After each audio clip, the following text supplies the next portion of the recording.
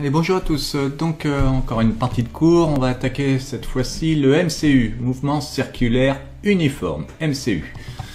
Le mouvement d'un point est dit circulaire uniforme lorsque ce point a comme trajectoire un cercle et que la vitesse angulaire est une constante. Les vitesses vont être des constantes. C'est la même chose que le MRU, un mouvement rectiligne uniforme, sauf que cette fois-ci, c'est en rotation.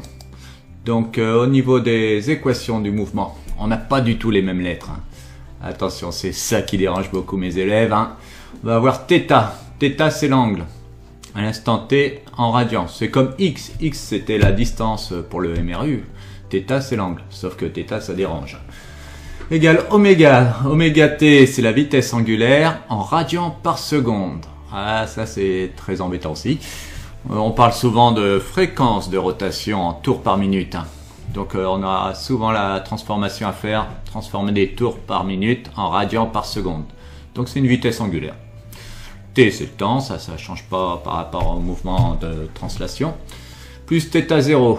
Là, on mettra encore le repère de temps et d'espace au même endroit. Comme ça nous simplifie les équations. On retrouve exactement les mêmes astuces.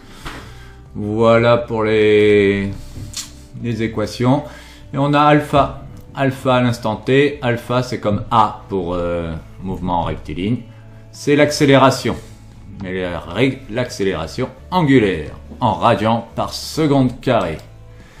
Donc le choix du repère, afin de simplifier les équations, on place l'origine des temps et des distances au même endroit, d'où l'élimination de θ0.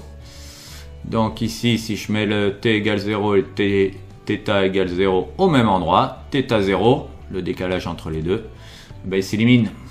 Donc on le fera.